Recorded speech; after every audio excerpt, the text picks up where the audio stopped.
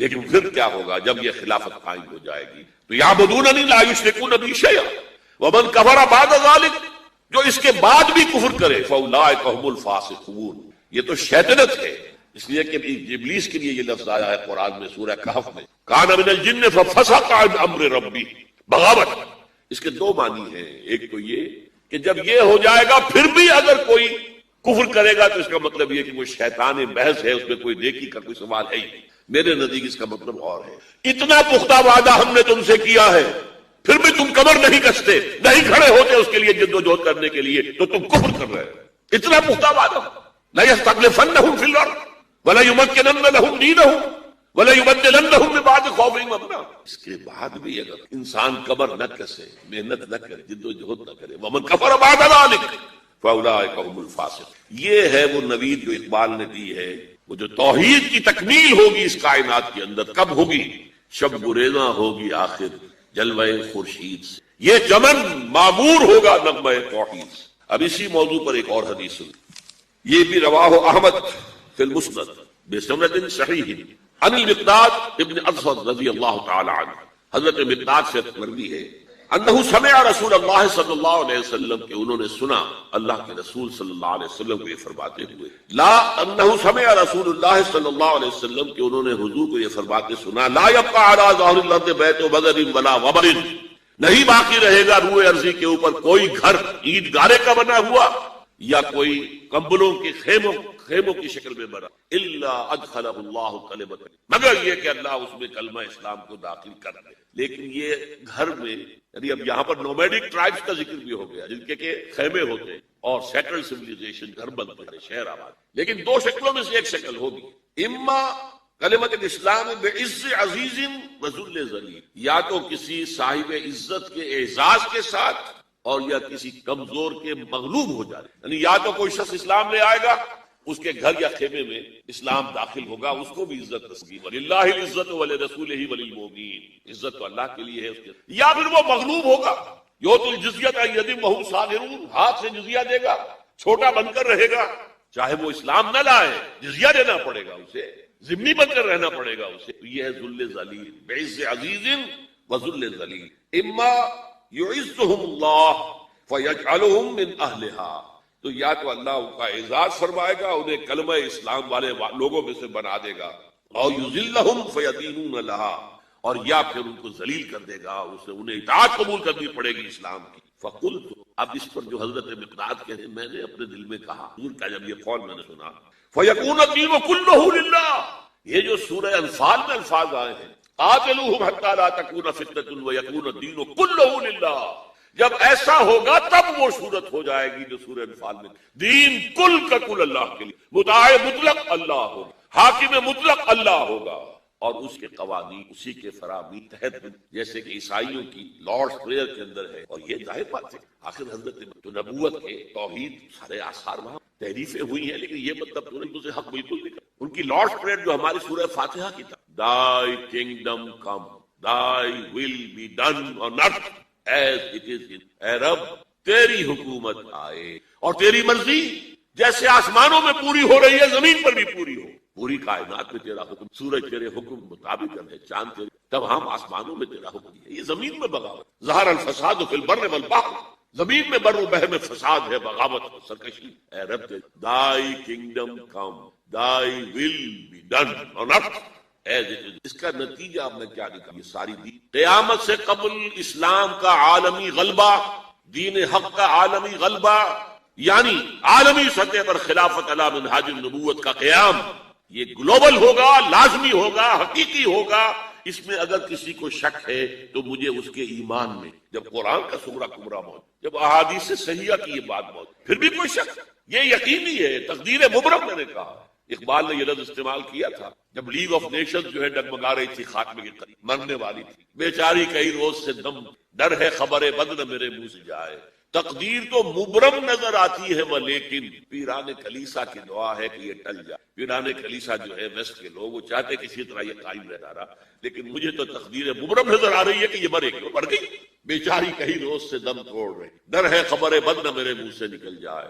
تقدیر تو مبرم نظر آتی ہے وہ، لیکن پیران کلیسا کی دعا ہے کہ وہ پہلی بات میں ہوئی عالمی نظام خلافت دنیا کی تقدیر مبرم ہے، ہو کر رہے گی، اس میں کسی صاحب ایمان کو کوئی شک، کوئی شبہ، کوئی ریب نہیں ہونا چاہیے۔ البتہ اس کا اب اس کا آغاز کہاں سے؟ پہلی بات تو یہ ہمارے بعض لوگوں کے ذہنوں میں سادہ وہ سمجھتے ہیں کہ پوری دنیا میں ایک ہی دفعہ آ جانے چاہیے، یہ کوئی علاقائی خلافت تو نہیں، خلافت تو عالمی۔ ان سے میں کہتا ہوں عالمی خلافت کب تھی جناب؟ تو نہ خلافت راشدہ میں عالمی، کیا ہندوستان شامل تھا اس میں؟ کیا چین شامل تھا؟ کیا یورپ شامل تھا؟ اور پھر جو خلافت کے نام سے جو ملوکیت چلی ہے وہ بھی صرف دور بنو امیہ میں، کیسے وہ پورا عالم اسلام کم سے کم اس کے تحت تھا، بعد میں خلافت عباس بنو عباس میں اور فاطمیین کی خلافت میں اور آل عثمان جو ہے آٹومان ٹرکس کی خلافت ٹکڑے تھے۔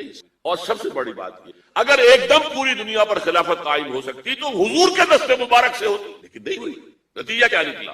ایک ملک میں حضور نے قائم کیا، جزیرہ نما عرب، یہاں خلافت قائم ہو گئی، حضور خلیفہ۔ اس کے بعد آپ کے خلفائے راشدین نے پھر شرقاً غرباً شمالاً 3 کالمز نکلے ہیں فوجوں کے، صحابہ کرام 3 کالمز، ایک ایسٹ ورڈ، ایک ویسٹ ورڈ، ایک نارتھ ورڈ۔ ایک عراق کو فتح کرتے ہوئے ایران میں پہنچ گیا، خراسان تک چلا، ایک شام کو فتح کرتے ہوئے اور پھر سینائی پیننسولا سے ہو کر افریقہ میں داخل ہوا اور اٹلانٹک تک پہنچ گیا، تیسرا سیدھا شمال میں گیا، لیکن یہ زیادہ دور نہیں جا سکتا تھا، کوکیشین ماؤنٹینز آ گئے، کوہ قاف، اس زمانے میں تو یہ یوں سمجھیے کہ امپیسیبل تھا کوہ قاف، لہذا وہاں اب بھی یہ ہوگا کسی ایک جگہ سے شروع ہوگا پھر پھیلے گا، اس کے سوا کوئی چارہ کار ہے ہی۔ اگر ہر جگہ پوری دنیا میں ایک ہی وقت میں ہو سکتا تو حضور کے دست مبارک صلی اللہ علیہ وسلم۔ اب وہ نقطہ کون سا ہوگا، نقطہ آغاز کا؟ اس میں پہلی بات تو میں نے کہا جو شک کرے گا اس کا پھر ایمان نشک ہوگا، لازماً ہوگا، گلوبل ہوگا، پوری دنیا میں ہوگا۔ کہاں سے شروع ہوگا اس میں آپ، لیکن مجھے تو 2 حدیثیں تو ملی ہیں جن سے یہ اندازہ ہوتا ہے کہ یہ اس مشرقی خطے ہوگا، عرب کے مشرق کی، وہ حدیثیں بھی اب لیجیے پہلے۔ پھر میں کہہ رہا ہوں یہ خزانہ ہے جو ہم نے آپ کی خدمت میں، کاش کہ آپ اس کی قدر کریں، سے آپ کو ازبر ہو جائے، یاد ہو، لوح قلب پر نقش ہو۔ ہندوستان اور خراسان یعنی موجودہ افغانستان کا، ابن ماجہ کی روایت ہے عن عبداللہ ابن الحارث رضی اللہ تعالی عنہ قال رسول اللہ صلی اللہ علیہ وسلم یخرج ناس من المشرق یوطئون للمہدی یعنی سلطانہ، یعنی سلطانہ، دونوں طرح۔ حضرت عبداللہ ابن حارث فرماتے ہیں رضی اللہ تعالی عنہ کہ حضور نے ارشاد فرمایا مشرق کی طرف سے وہ فوجیں نکلیں گی، لوگ آئیں گے جو عرب میں مہدی کی حکومت قائم کریں۔ یہ مہدی کون ہوں گے اس کا ذکر میں ذرا بعد میں کروں گا، لیکن نوٹ کر لیں کہ مہدی سے پہلے لازماً کسی مشرقی علاقے کے اندر وہ نظام قائم ہو چکے گا، تب وہاں سے فوجیں آئیں گی۔ یہ مشرق کون سا ہے؟ عرب کے مشرق میں آپ چلیے، ایران بھی آ جائے گا، افغانستان بھی ہے، اور اگر اسے اور توسیع یہ ہے عرب کا، اس سے فوجیں، اس کا کیا مطلب ہے کہ اس میں سے کسی جگہ پر نظام خلافت پہلے قائم ہو جائے گا تاکہ وہاں سے فوجیں جائیں گی جو جزیرہ نما عرب میں حضرت مہدی کی۔ اب دوسری حدیث، یہ سنن ابن ماجہ کی حدیث میں نے آپ کو دوسری، عن ابی ہریرہ رضی اللہ تعالی عنہ، یہ ترمذی شریف کی روایت ہے، قال قال رسول اللہ صلی اللہ علیہ وسلم یخرج من خراسان رایات سود لا يردها شیء حتی تنصب بایلیا۔ خراسان کے علاقے سے سیاہ جھنڈے لے کر فوجیں آئیں، ان کا رخ کوئی موڑ نہیں سکے گا، ان کو پیچھے پھیر نہیں سکیں گے کوئی بھی، یہاں تک کہ وہ یروشلم میں جا کر، ایلیا حضور کے زمانے میں یروشلم، یہ یروشلم تھا جب حضرت سلیمان کی، اور یہاں پر معبد سلیمانی ہیکل، پھر یہ یروشلم گرا، یہاں تک کہ سن 70 میں جب ٹائٹس رومی جنرل گرایا، ختم کیا، سیکنڈ ٹیمپل گرا دیا، اور یہاں سے یہودیوں کو کہا نکل جاؤ یہاں سے، کوئی یہودی باقی نہیں رہا، تب بالکل تہو بالا برباد کر دیا۔ اس کے کوئی 150 سال بعد ہیڈریان، رومن ایمپرر ہیڈریان، اس نے پھر دوبارہ آباد 150 سال تک بالکل بنجر اور بالکل غیر آباد۔ اب ہیڈریان نے جب آباد کیا تو اس کا نام ایلیا ہے، اب یروشلم نام، تو حضور کے زمانے میں پھر اس کا نام ایلیا، اور اب اس سے کیا معلوم ہو رہا ہے کہ یہ یروشلم مسلمانوں کے قبضے ایک دفعہ پہلے نکلا تھا، سن 1099 عیسوی میں مسلمانوں کے ہاتھ سے نکلا، کروسیڈرز، عیسائیوں نے آ کر اس کو قبضے میں لاکھوں مسلمانوں کو مارا تھا، اس کو 1187 عیسوی میں واپس لیا ہے۔ کس نے لیا ہے؟ صلاح الدین ایوبی کرد، عرب کھوکھلے ہو چکے تھے، عربوں نے کھویا، واپس نہیں لے سکے، بہت حکومت کر چکے 400-500 برس کی، اور ان کے عیش اور ان کے آرام، اب ان میں جان نہیں، واپس لینے والا گرم کرد صلاح الدین ایوبی۔ تو گویا کہ اب آپ سمجھئے کہ 88 برس تک عیسائیوں کا قبضہ رہا۔ اب 1967 میں یہودیوں نے قبضہ کیا ہے، اور اب 38 برس تو 88 38، لیکن وہ دور آئے گا کہ اب پھر لیں گے، لینے والے عرب بھی نہیں ہوں گے، خراسان کے علاقے سے۔ یہ خراسان کیا تھا؟ ایلیا تو میں نے آپ کو بتا دیا، یروشلم کا نام ہے۔ خراسان اس زمانے میں ایک بہت بڑے ملک کو، کچھ حصہ پاکستان کا بھی اس میں شامل ہے، کچھ حصہ ایران کا بھی ہے۔ ایران کے اس حصے کو اب بھی خراسان کہتے ہیں، وہ ایک صوبہ ہے۔ خراسان ایک صوبہ ہے ایران کا۔ پاکستان میں خاص طور پر یہ جو علاقہ مالاکنڈ ایجنسی کہلاتی ہے، اوپر جتنا علاقہ، اور یہ جو واخان کی ایک پٹی آتی ہے اوپر، واخان افغانستان کی ایک پٹی سی دم سی چلی آتی جو جا کر چائنا کی سرحد سے مل جاتی، یہاں سے لے کے یہاں تک یہ جو مالاکنڈ کا وہ درہ ہے اور پہاڑ ہے، یہ بھی خراسان۔ باقی تقریباً 2/3 آف افغانستان، ساؤدرن حصہ نہیں ہے خراسان کا حصہ، یہ سیستان کا، یہ خراسان نہیں، لیکن یہ کہ اوپر کا 2/3 آف افغانستان، اور اس کے ساتھ یہ جو عرب، جو اب یہ ترک ممالک آزاد ہوئے ہیں سوویت یونین کی ڈسولوشن کے ساتھ، یہ سارا علاقہ کہلاتا ہے خراسان بزرگ، دی گریٹ خراسان۔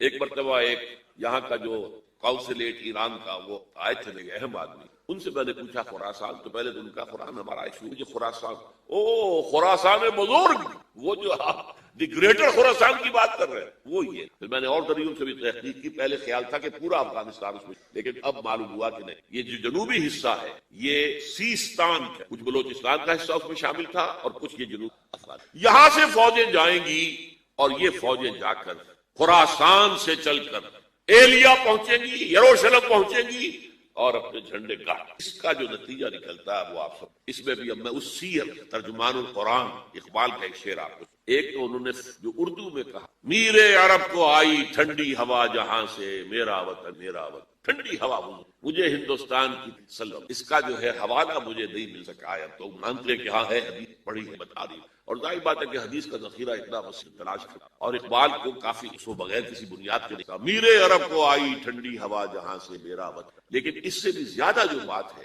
وہ علامہ اقبال کا ایک شعر ہے جس کے پہلے مصرعے میں تو حضرت مہدی کا ذکر ہے، وہ میں بعد میں، خضر وقت از خلوت دشت حجاز آید بروں، خضر وقت، وقت کا خضر، میرے نزدیک وقت کا مجدد حضرت مہدی، وہ خلوت حجاز سے باہر آئے، خضر وقت از خلوت دشت حجاز آید بروں، کارواں زی وادی دور و دراز آید، کارواں اس وادی دور و دراز سے چلے۔ یہ وادی دور و دراز کو، یہ سندھ، وادی سندھ کا تصور پتہ نہیں آپ کو کیا ہے، آپ کو معلوم ہونا چاہیے وادی سندھ، یہ سارے ٹریبیوٹس جو آ رہے ہیں، جو وادی اس دریا سندھ، جیسے ایک درخت ہوتا ہے اور اس کی شاخیں ہیں، وہ تو درخت کے تنے سے نکلی ہیں، ایک یہ کہ ٹریبیوٹریز ہوتی ہیں، چھوٹے چھوٹے دریا ہوتے ہیں، وہ ملتے ہیں تو ایک بڑا دریا بنتا ہے۔ یہ ٹریبیوٹریز مشرق سے بھی آ رہی ہیں سندھ میں اور مغرب سے بھی آ رہی ہیں۔ افغانستان کا جو مشرقی حصہ اسی وادی سندھ کے اندر، اور یہ موجودہ پاکستان، بلکہ اس میں سے کچھ حصہ جو ہم چھوڑ چکے، ہم سے نکل گیا دریائے ستلج تک، یہ اس وادی سے کہاں آ رہا ہے ستلج، اور بیاس تو اس میں پہلے ہی آ گیا، راوی آ گیا، چناب آ گیا، جیلم، مٹن کوٹ میں سب پہنچے گئے۔ اوپر سے یہ دریائے سوات آ رہا ہے، یہ دریائے دیر آ رہا ہے، یہ دریا فلاں آ رہا ہے، یہ دریا فلاں آ رہا ہے، سب دریائے کابل میں ہو کر کہاں پہنچے؟ اوپر سے دریائے ہندا آ رہا ہے، دریائے گلگت آ رہا ہے، کہاں آ کر گرے؟ سندھ میں۔ پھر یہ جو دریا آ رہے ہیں جو ہمارے جو ہے درائے گومل سے چلا آ رہا ہے، ٹوچی چلا آ رہا ہے، کہاں جاتے؟ یہ پوری وادی، یہ افغانستان کا مشرقی حصہ جو پختون ہے 100%، وہ در حقیقت وادی اس کی دو طرف سے وادی ہے۔ کارواں زی سے مراد ازیں، کارواں ازیں وادی رو دراز آیت، فوجیں یہاں سے جائیں گی حضرت مہدی کی خود قائد کر، خضر وقت از خلوت دشت حجاز آیت بروں، کارواں زی وادی دور و دراز آیت۔ یہ ہے اس، حالانکہ یہی شخص ہے جو خطبات کے نفی بھی یہ سب تصورات جو یہ کوئی صحیح نہیں، پرانی کوئی روایات چلی آ رہی تھی، ہر بس اس طرح کی بات۔ عقل جب عقل سے بات کرتا تھا اس میں ٹھوکریں کھاتا تھا، جب دل سے اس کے یہ سیلاب کے مانند چشمہ ابھرتا تھا دل کی شاعری۔ اس پر جو اشفاق صاحب، اشفاق ہے ڈرامہ نگار کلیم شاہ، انہوں نے بڑی پیاری بات تھی، اگر مذاق اڑایا تھا، بات بڑی۔ اقبال ایک دن کا اقبال تھا، ایک رات کا۔ دن کا اقبال فلسفی تھا، وہ اپنی عقل سے اس کا حاصل تو ہے وہ لیکچر خطبات، ان میں بہت سی باتوں کو علماء کو۔ ایک رات کا اقبال تھا، اسے الہام ہو، سیلاب آتا تھا شاید، اور وہ اقبال جو ہے اصل، اور اس کو کہا اقبال نے خود، ڈاکٹر یوئنگ ہوتے تھے، پرنسپل تھے ایف سی، ان کے نام سے یوئنگ ہال اب بھی نیلا گنبد چوک ایک ہاسٹل بنایا تھا یوئنگ ہال۔ ایک دعوت میں سب جمع تھے، ڈاکٹر یوئنگ بھی، علامہ بھی، نے بڑا تیکھا وار کیا۔ ڈاکٹر اقبال، ہم نے سنا ہے کہ آپ جیسا آدمی وربل ریولیشن کا قائل ہے۔ کو پہلے مسئلہ سمجھ لیجئے وربل واقعہ، ایک ہے وربل، وہی باللفظ، قرآن کے بارے میں ہمارا عقیدہ یہ الفاظ اللہ کے، ایک ہوتا ہے وہی، لیکن اس وحی میں لفظ جو ہے وہی کا نہیں، بلکہ وہ انسپیریشن کی کوئی بات آپ کے ذہن میں ڈال دی گئی آپ نے اپنے الفاظ میں، تو یہ سمجھتے ہیں کہ وہی جو ہے یہ ہمیشہ وہی باللفظ وربل نہیں ہوتی، یہ عیسائیوں کا عقیدہ۔ اور وہ عقیدہ کیوں بنایا ہے؟ اب ایک بات سے بات نکلے، انجیلیں 100 سے زیادہ تھی، اب بھی کم سے کم 4 کو کینونیکل، تو ان چاروں میں اختلاف ہے، تو کون سی انجیل ہے؟ میں جب پڑھتا تھا میڈیکل کالج میں تو میں نے مٹگومری میں ایک بہت بڑا انکم، تو وہاں پادری صاحب سے وائٹ جا کے میں نے کہا کہ which one of the Bible? جواب آپ سن، ذہانت کا شہر، none of them is Bible, Bible is in them, ان میں سے کوئی بائبل نہیں ہے، بائبل ان کے اندر ہے۔ یعنی جو مفہوم عیسیٰ کو وہ خدا سمجھتے ہیں اور ان کو اپوسلز کہتے ہیں، یہ نبی تھے حضرت عیسیٰ کے، یہ متی ہوں یا جان ہوں جو بھی ہے اپوسلز، تو جو حضرت عیسیٰ نے ان سے کہا وہی کی، انہوں نے اپنے الفاظ میں اس کو ادا کیا ہے، لہذا علیحدہ ہو جائے گا وہ، جیسا کہ احادیث اقبال سے کہا کہ اقبال، ڈاکٹر اقبال، میں نے سنا کہ آپ بھی وربل ریولیشن ہے۔ بالکل، اور مجھے تو ذاتی تجربہ ہے، مجھ پر جو شعر اترتا ہے وہ الفاظ میں ڈھلا ہوا ہوتا ہے، میں تبدیلی کرنا چاہوں تو نہیں کر سکتا۔ چپ ہو گیا یہ، اب آگے کیا بولے گا؟ تو بہرحال اقبال کا یہ شعر جو ہے رات کے اقبال کا جس کو الہام ہو، خضر وقت از خلوت دشت حجاز آید، کارواں زی وادی دور دراز۔ اپنی زمین کے لیے دیکھتے ہیں کہ نہیں، عالم انسانیت کو یہ پیغام سجود دوبارہ یاد آ جائے گا، اور زمین جو ہے پھر جبھی خاک حرم سے آشنا ہو جائے گی۔ آنکھ جو کچھ دیکھتی ہے لب پہ آ سکتا نہیں، میں حیرت ہوں کہ دنیا کیا سے کیا ہو جائے گی، اور کیا ہو جائے گی۔ آخری شعر اس نظم کا ہے، شب گریزاں ہوگی آخر جلوہ خورشید سے، اور یہ چمن معمور ہوگا نغمہ توحید سے، لا الہ الا اللہ ان الحکم الا للہ، یہ پورے اس روئے عرضی کے اوپر ہو کر رہے گا۔ لیکن اس کا طریقہ کیا ہے؟ طریقہ وہی ہے، پہلے کسی ایک ملک میں کر دو، پھر وہ گلوبلائز ہو جائے گا۔ آج کی دنیا گلوبلائزیشن کی طرف تو خود ہی جا رہی ہے، یا باطل گلوبلائز ہو رہا ہے یا حق گلوبلائز ہوگا۔ اب دنیا جو ہے وہ محدود جو ہے سرحدوں میں رہنے والا مسئلہ ختم ہو چکا ہے، نیشن سٹیٹ کا تصور اب جو ہے ختم ہو چکا، معدوم ہو چکا ہے، یہ لکیریں رہ جائیں گی، ملٹی نیشنلز کی حکومت ہوگی، اور جو بھی ہوں گی گلوبلائزیشن کے بعد آپ کو معلوم ہے، اور کہتے بھی ہیں، صحیح کہتے ہیں کہ دنیا جو ہے وہ تو ایک گلوبل ولیج بن چکی۔ اچھا، یہ سب ہو کر رہے گا۔ اب میں 2 حدیثیں آپ کو سناتا ہوں، پہلے بھی بہت دفعہ سنائی۔ حضرت ثوبان نبی اکرم صلی اللہ علیہ وسلم کے غلام تھے جنہیں آپ نے آزاد کر دیا تھا، مولا کہلاتے ہیں، ثوبان مولا رسول اللہ صلی اللہ علیہ وسلم۔ ان کی روایت ہے یہ، اور یہ مسلم شریف میں، کہ میں نے حضور کو فرماتے سنا، ان اللہ یرفع، ان اللہ زوالی الارض، اللہ نے میرے لیے پوری زمین کو طے کر دیا، لپیٹ دیا، فرائض و مشارقہ و مغاربہ، تو میں نے اس کے سارے مشرق دیکھ لیے، سارے مغرب دیکھ لیے۔ وَإِنَّ أُمَّتِي سَيَبْلُغُ مُلْكُهَا مَا سُرِيَ لِي مِنْهَا، سن رکھو میری امت کی حکومت ان تمام علاقوں پر قائم ہو کر رہے گی جو زمین کو لپیٹ کر دکھا دیے گئے۔ یہ ہونا ہو کر رہے ہیں، یہ صادق والمصدوق ان کا فرمان ہے، یہ پیشین گوئی ہے محمد رسول اللہ صلی اللہ علیہ وسلم، ہو کر رہے۔ اسی طریقے سے دوسری حدیث ہے مسند احمد ابن حنبل کی، حضرت مقداد ابن الاسود سے، میں صرف ترجمہ آپ کو سنا رہا ہوں۔ زمین پر نہ کوئی اینٹ گارے کا بنا گھر رہے گا، نہ کوئی کمبل رہے گا، کمبلوں کا بنا ہوا خیمہ رہے گا جس میں کہ اللہ کلمہ اسلام کو داخل نہ کر دے۔ یہ حکم ہے، یہ شرعی ہے۔ اس کتاب میں جس کا میں نے تذکرہ کیا ہے، سابقہ اور موجودہ مسلمان امتوں کا باسی حال مستقبل، اس میں اس کی احادیث جو ہیں تخریج کے ساتھ اور پورے متن کے ساتھ موجود۔ اب تیسری بات ہے، یہ اب جملہ معترضہ سمجھ، ایک حسرت کے ساتھ اب 14 اگست آیا چاہتا ہے، حسرت آمیز ہے، پاکستان اسی مقصد سے اور اسی نعرے سے حاصل کیا گیا۔ علامہ اقبال نے خواب دیکھا 1930 کے اپنے خطبہ الہ آباد میں کہ ہندوستان کے شمال مغرب میں اٹس ڈیسٹنی، یہ تقدیر مبرم ہے کہ ایک آزاد مسلمان ریاست قائم ہو کر رہے، اور اگر ایسا ہو گیا تو ہمیں موقع مل جائے گا کہ اسلام کے چہرے پر جو بدنما داغ اور دھبے آ گئے تھے دور ملوکیت میں، یہ جو خلفاء کہلاتے تھے نام نہاد بنو امیہ کے، اور خلفاء کہلاتے تھے نام نہاد بنو عباس کے، اور خلفاء کہلاتے تھے ترک، یہ خلفاء تو نہیں تھے، بادشاہ تھے۔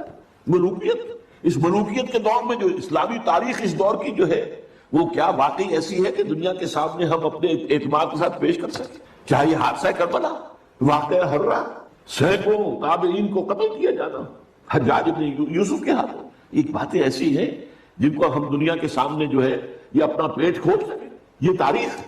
تو اسلام کے چہرے پر جو بدنما داغ اور دھبے لگ گئے تھے انہیں ہٹا کر صحیح اسلام کی ایک تصویر، یعنی اس سے پہلے خلافت راشدہ کا نظام تھا، اس کو اب قائم کر۔ اسی کو پھر علامہ اقبال نے 1932 میں، یہ سن مجھے بہت پسند ہے، میرے اپنا پیدائش کا سن ہے، اسی سن میں گئے تھے علامہ اقبال گول بیس کانفرنس کے لیے لندن۔ وہاں اس وقت تک صرف مسٹر جناح تھے، وہ مسٹر جناح، وہ قائد اعظم نہیں بھی بنے تھے، وہ ہندوستان کی سیاست سے مایوس ہو کر جا کر بیٹھ گئے تھے، مکالہ شروع کی تھی، وہاں یہی انجیکشن اقبال نے، میں تو کہا کرتا ہوں جیسے کہ رومی اور شمس تبریز کا معاملہ ہے، مولوی ہرگز نہ شد مولائے روم تا غلام شمس تبریز نہ شد۔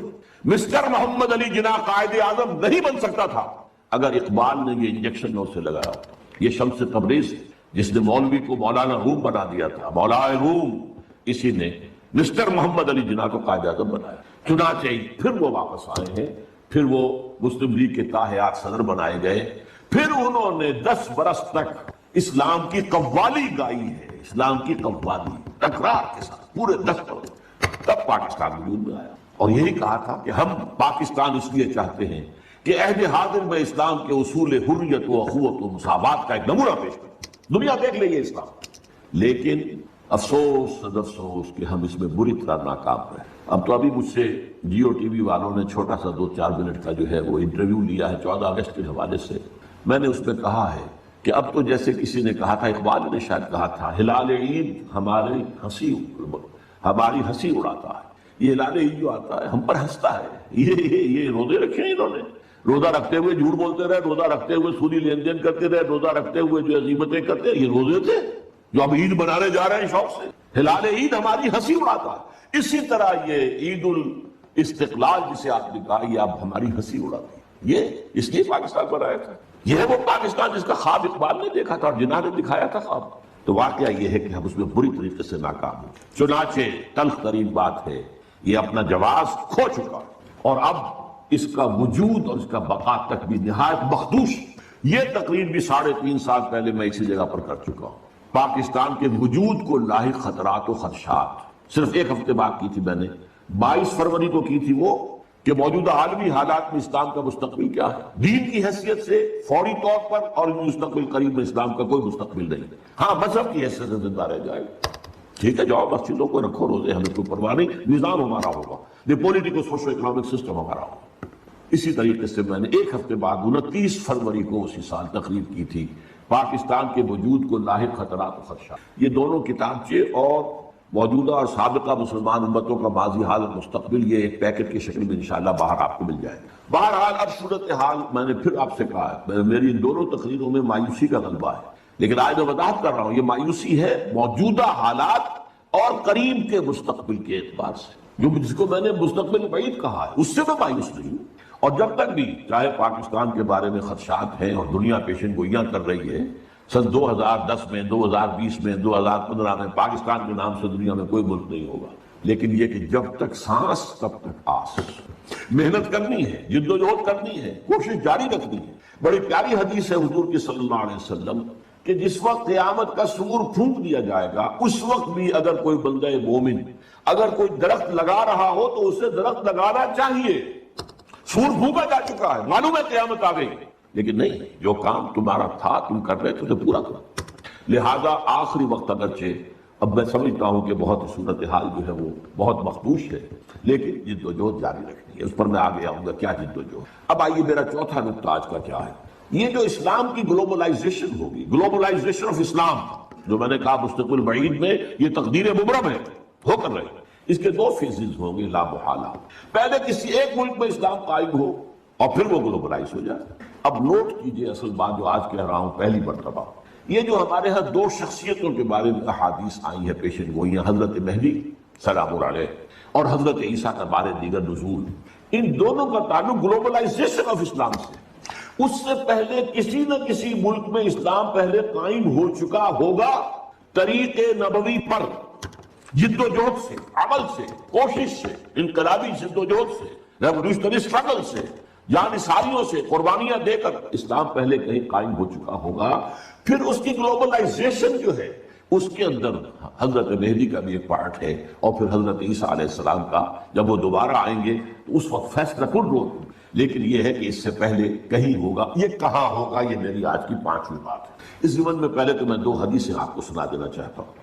ایک حضرت عبداللہ ابن حارث رضی اللہ تعالیٰ عنہ سے ہے اور یہ سنن ابن ماجہ میں۔ حضور نے فرمایا یخرج الناس من المشرق یعطون للمہدی یعنی سلطان، مشرق سے فوجیں نکل کر آئیں گی جو عرب میں مہدی سلام علیہ کی حکومت کو قائم کرے، یعنی سلطان ہی، ان کے اقتدار، ان کی طاقت، ان کی قوت کو مستحکم، یعنی پہلے مشرق کے کسی ملک میں اسلامی نظام قائم ہو چکے تبھی تو آئیں گے نا وہاں سے فوجیں۔